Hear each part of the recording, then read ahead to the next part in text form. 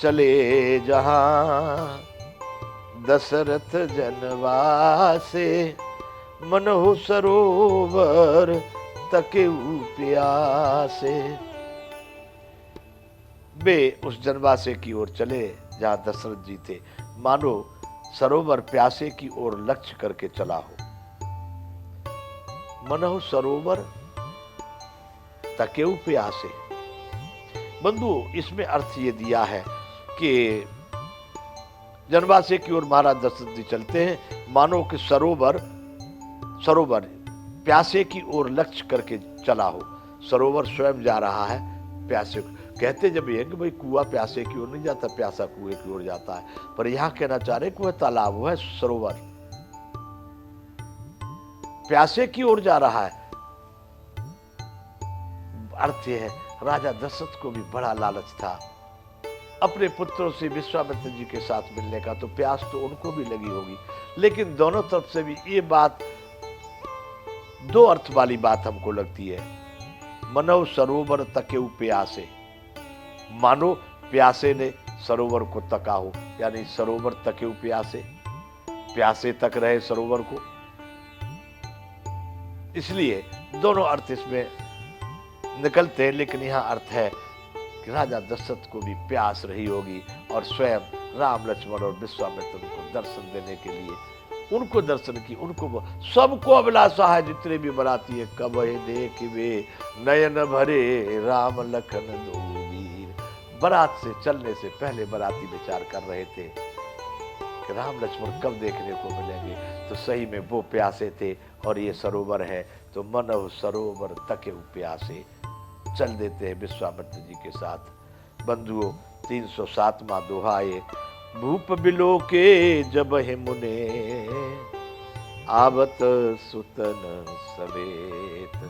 राजा दशरथ जनवासे में है, उनका भी यही हृदय में भावना चल रही थी कि मेरे पुत्रों की भेंट कब होगी मुझसे।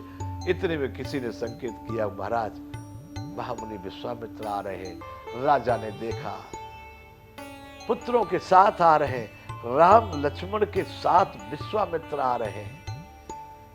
भूप बिलो के जब हे मुने, आवत सुतन समेत, उठे हरस सुख सिंधु मों, चले थाहसी लेत। उठे, राजा ने देखा कि आ रहे पुत्रों के साथ, तत्काल अपने आसन से उठ करके खड़े हुए और चले सुख सिंधु में, चले थाहसी लेत।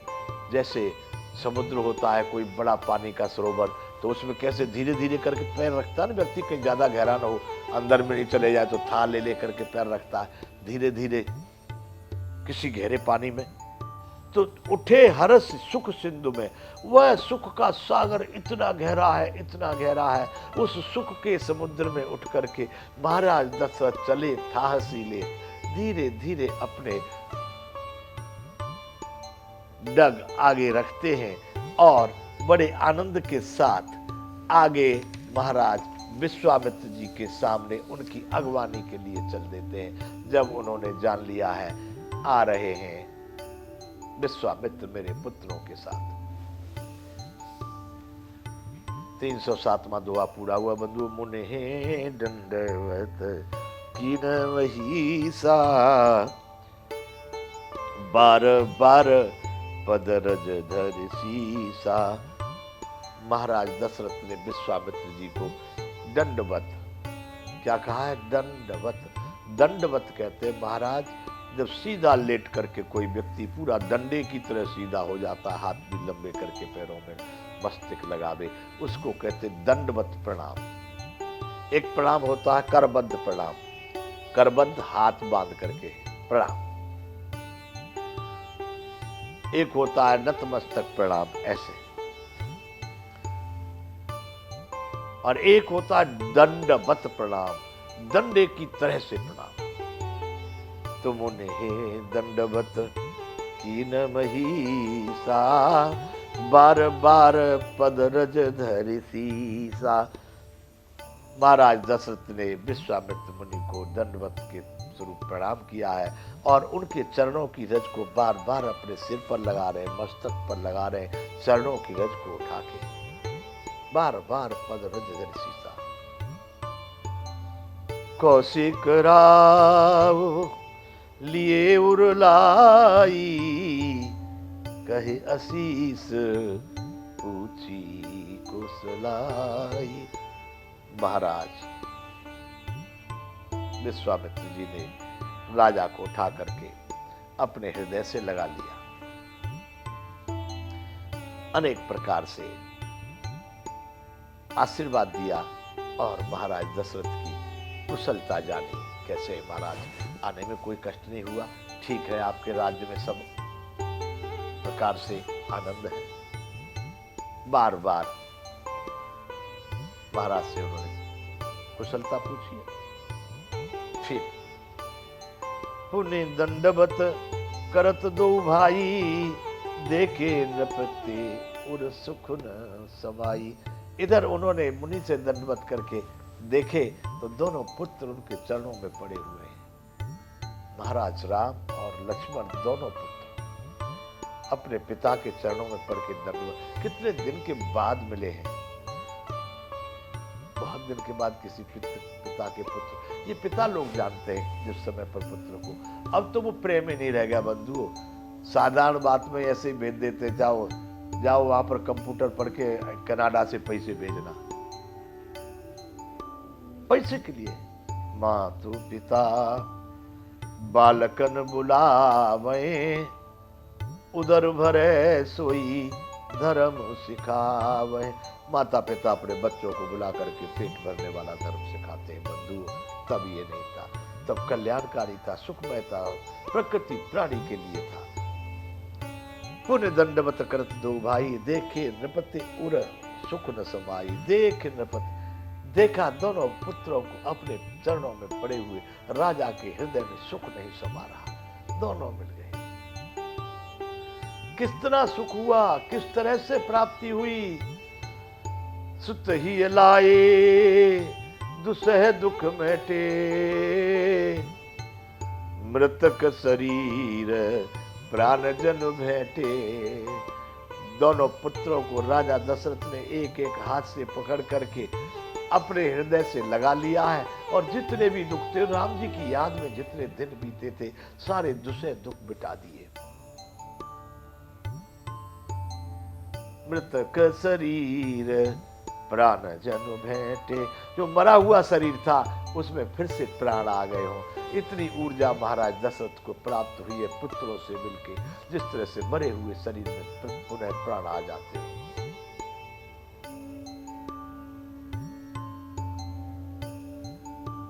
पुण्य वशिष्ठ पद सिर तिन नाए, प्रेम मुदित मुनिवर उड़लाए। राम लक्ष्मण फिर वशिष्ठ जी के चरणों में गिर जाते हैं, उनको सिर झुकाते हैं, प्रणाम करते हैं।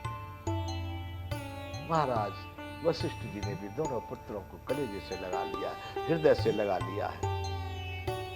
वशिष्ठ जी से हटते हैं। विप्र वृंद वंदे दो भाई, मन भावती असी से पाई। जो भी विप्रों के झुंड उनके साथ आए हुए थे, महाराज दशरथ के राम और लक्ष्मण ने प्रत्येक को प्रणाम किया है। सबसे प्रणाम करते मन भावती असी से पाई, जो उनके मनोवांछित, जो उनको चाहिए वैसे आशीर्वाद सभी विप्रों से महाराज राम और लक्ष्मण ने प्राप्त किए हैं।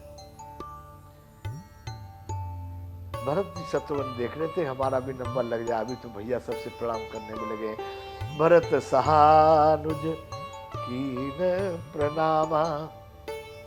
कितनी देर के बाद में भरत जी देखो बंधुओं, भरत जैसा भाई नहीं।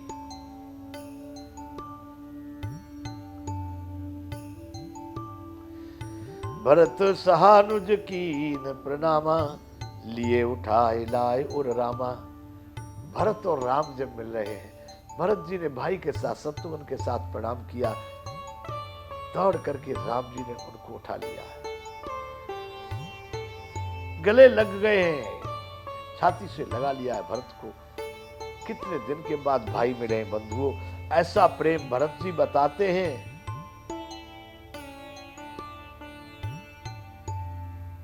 मैं प्रभु प्रीते रीति जिय जोही, हारे हु खेल जितावहि मोही।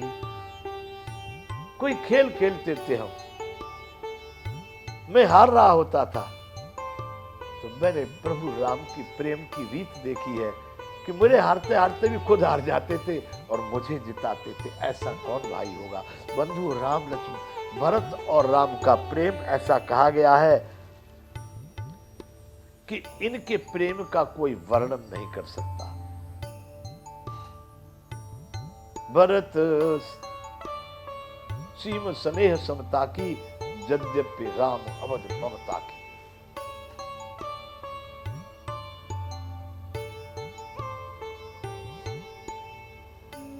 भरत सहानुज कीन प्रणामा, लिए उठाए लाए उर रामा। राम जी ने उनको गले से ले